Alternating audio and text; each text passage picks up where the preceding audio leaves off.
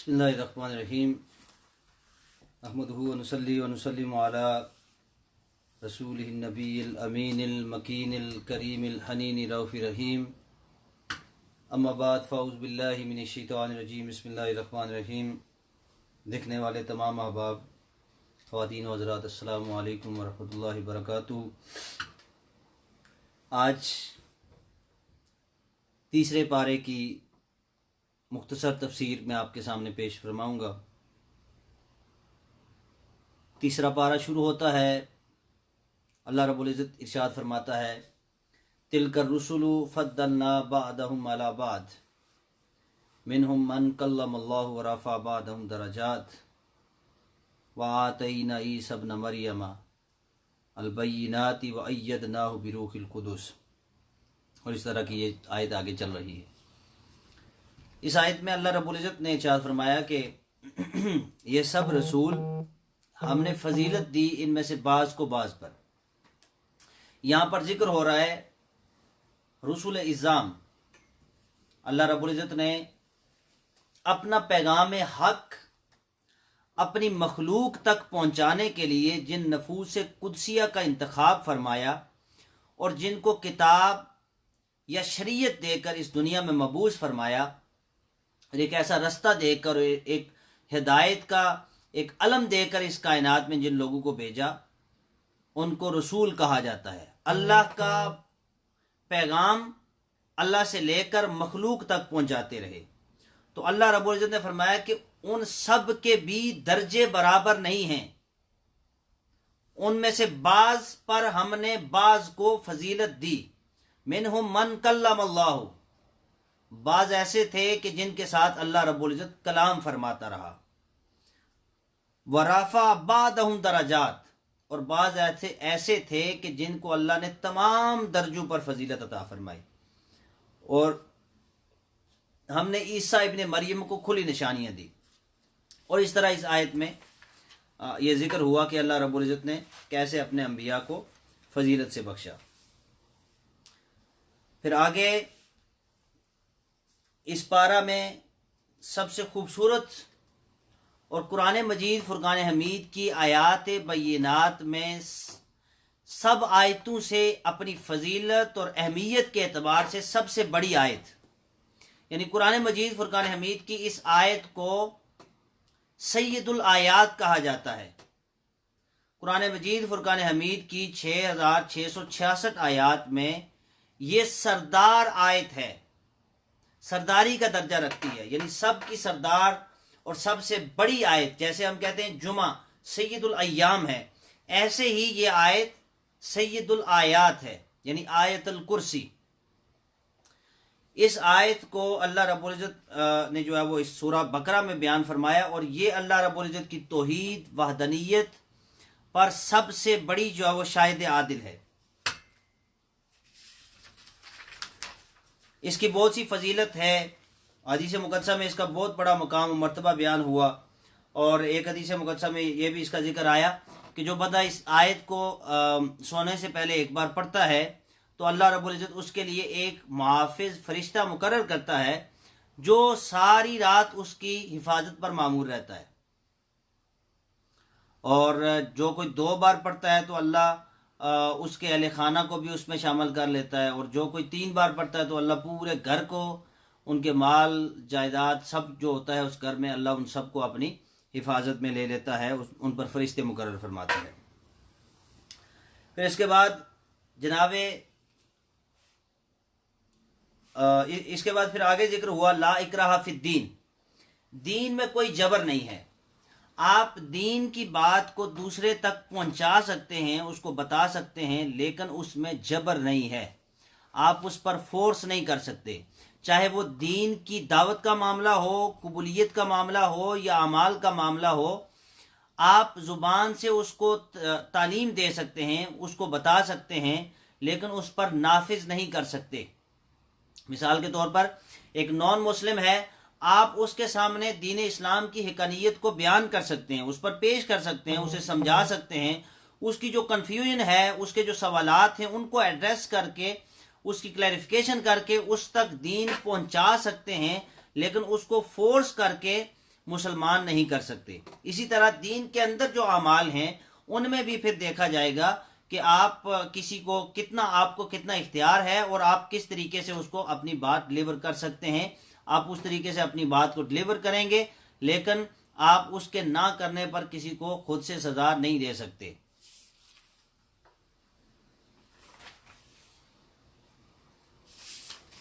फिर आगे जिक्र हुआ जनाब इब्राहीम अला नबीन अलैहिस्सलाम का और नमरूद बादशाह का।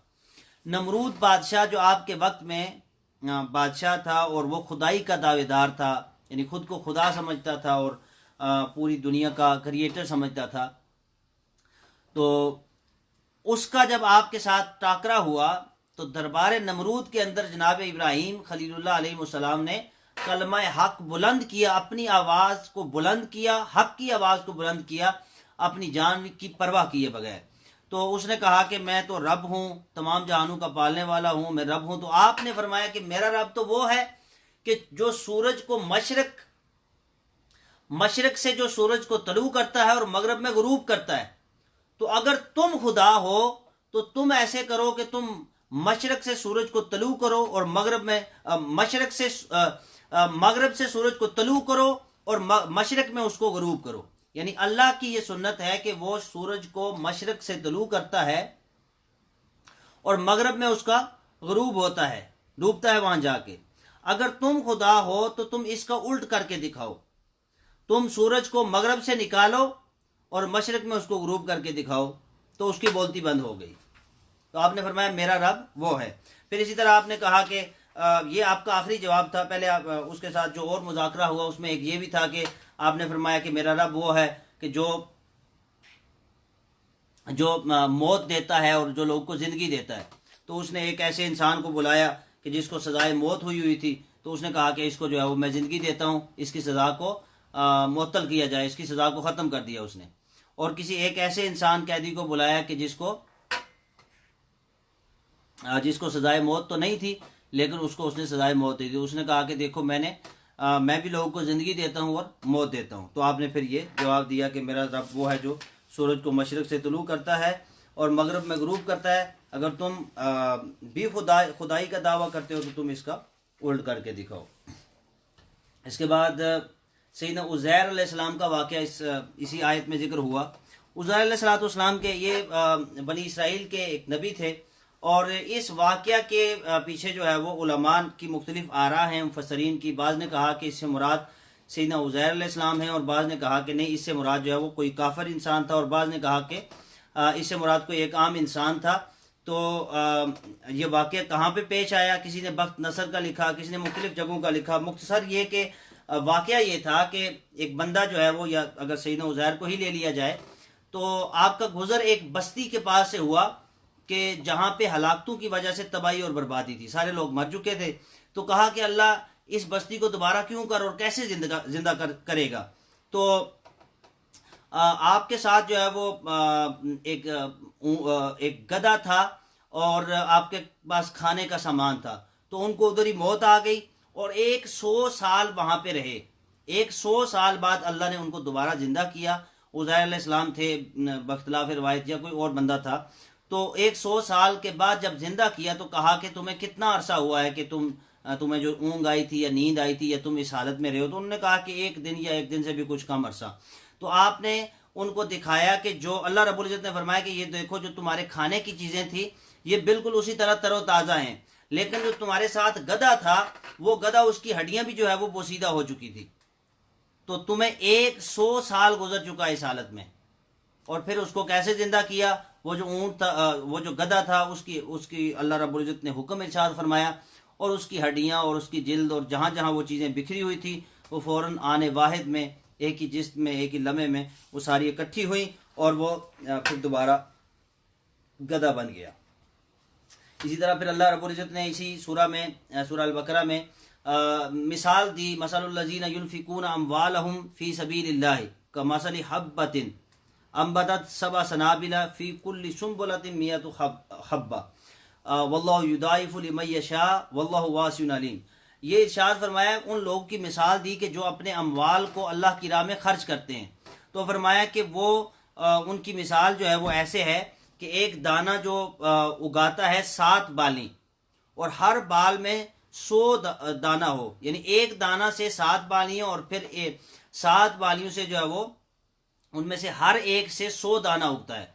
तो अल्लाह रब्बुल इज्जत इससे भी अगर किसी को जो है वो बढ़ाना चाहे तो बढ़ा सकता है। तो मकसद ये था कि जो अल्लाह की राह में उसकी रजा के लिए खर्च करते हैं तो अल्लाह उसको 7 गुना या 700 गुना या उससे भी ज्यादा, जिसका जितना इखलास होगा, अल्लाह उसके अजर को बढ़ा देगा। फिर इसमें जिक्र हुआ अल्लाह की राह में जो लोग खर्च करते हैं उसका अल्लाह फिर उनको उसका अजर भी देता है। और फिर उसमें एक और बात जिक्र हुई, वो ये बात थी कि जब इंसान अल्लाह की राह में खर्च करे तो फिर उस पर एहसान ना जतलाए। यानी अगर किसी को हेल्प आउट करता है, उसकी मदद करता है, तो उस पर एहसान ना जतलाए। ये ना कहे कि मैंने फलां टाइम पे तुम्हारी हेल्प की थी, या वो दिल में भी ख्याल करता रहे कि मैं फलां पर उसकी जो है वो हेल्प करता हूँ तो वो मेरा ममनून एहसान हो। तो ये बात इस बात से अल्लाह रब्बुल इज्जत ने मना फरमाया कि जो बंदा एहसान जतलाता है वो अपनी नेकी के अजर को खो बैठता है। फिर अल्लाह रब्बुल इज्जत ने अगली आयत में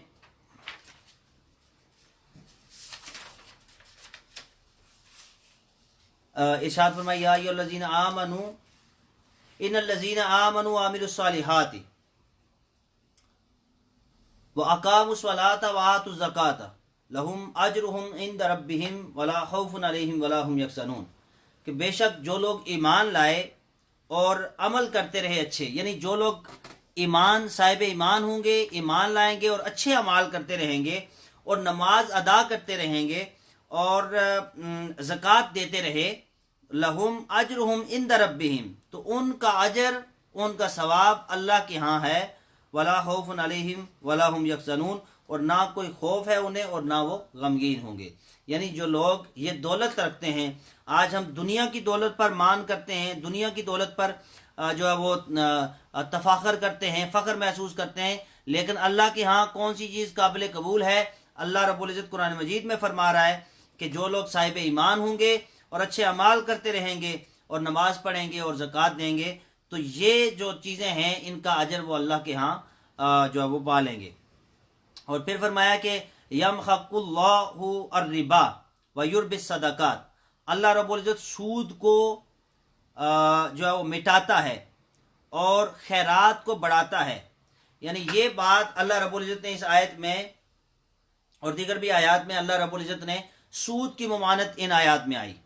अल्लाह रब्बुल इज़्ज़त सूद को कंडेम करता है, सूद की मजम्मत फरमाता है, और सदकात को जो है अल्लाह रब्बुल इज़्ज़त उनकी जो है वो फरमाता है कि इसको बढ़ाया जाए। तो जो इंसान सूद खाता है या लेता है या देता है सूद, तो सूद की मजम्मत आई और इसको ऐलान जंग, अल्लाह और उसके रसूल के खिलाफ ऐलान जंग भी कहा गया। और फरमाया कि सूद से जो है वो बज़ाहिर तुम देखते हो कि माल में इजाफा होता है, लेकिन सूद में असल में सूद से माल में इजाफा नहीं होता, बल्कि सदका से सूद में जो है वो आपके माल में इजाफा होता है। फिर इसी तरह जिक्र हुआ, अल्लाह रब्बुल इज़्ज़त ने इरशाद फरमाया, कुल इन कुंतुम तुहिब्बूनल्लाह फत्तबिऊनी युहबिबकुमुल्लाह। अल्लाह रब्बुल इज़्ज़त ने इरशाद फरमाया कि अगर तुम मेरे हबीब के साथ मोहब्बत करते हो, कुल इन कुंतुम तुहिब्बूनल्लाह, ए महबूब आप फरमा दीजिए कि अगर तुम मेरी ज़ात के साथ मोहब्बत करते हो, यानी अल्लाह के साथ मोहब्बत करते हो, फत्तबिऊनी, सो मेरी इत्तबा करो। फत्तबिऊनी यानी हुजूर की इत्तबा की जाए। युहबिबकुमुल्लाह, फिर अल्लाह रब्बुल इज़्ज़त तुम्हारे साथ मोहब्बत करेगा। यानी अगर तुम अल्लाह के साथ मोहब्बत का दावा करते हो तो फिर हुजूर के साथ मोहब्बत करो और हुजूर की इत्तबा करो। हुजूर की इत्तबा करना ये फिर अल्लाह की मोहब्बत, फिर अल्लाह तुमसे मोहब्बत करेगा कि मोहम्मद से वफा तूने तो हम तेरे हैं, ये जहाँ चीज़ है क्या लोहो कलम तेरे हैं। इकबाल ने इस आयत का जो तर्जमा किया। अब चूँकि वक्त हो चुका है, मैं आखिरी बात आज जो अर्ज करना चाहूँ आपसे करना चाहता हूँ कि कुरान मजीद फुरकान हमीद की सुनने में अगर किसी को प्रॉब्लम होती है तो मैं हाफिज़ साहब की वीडियो इसी आईडी पे शेयर भी करता हूँ, पार्टी वाच के जरिए आप इसी आईडी पे रह के भी सुन सकते हैं। और जो दूसरा हमने लिंक शेयर किया हुआ है उस पर भी आप सुन सकते हैं। और सबसे अहम बात ये कि जब हम कुरान मजीद फुरकान हमीद की हाफिज साहब जिस पारे की तिलावत कर रहे होते हैं, जो मैंने खुद तजर्बा किया है, वो सबसे बेहतरीन ये है कि जब हाफिज साहब पढ़ रहे हों, कुरान पाक हमारे सामने मौजूद हो और हम उन अल्फाज को देख रहे हों। वैसे तो आप लेट के भी किसी भी हालत में सुन सकते हैं, लेकिन कुरान मजीद फुरकान हमीद के अल्फाज मुबारक को आप अपनी नज़र से गुजार रहे हों, देख रहे हों, तो फिर सुनने का लुत्फ़ ही ज़रा और होगा। अल्लाह रब्बुल इज़्ज़त हमें कुरान मजीद फुरकान हमीद सुनने की तौफीक अता फरमाए। जी हाफिज़ साहब, अभी आप शुरू करें। जी अस्सलाम वालेकुम।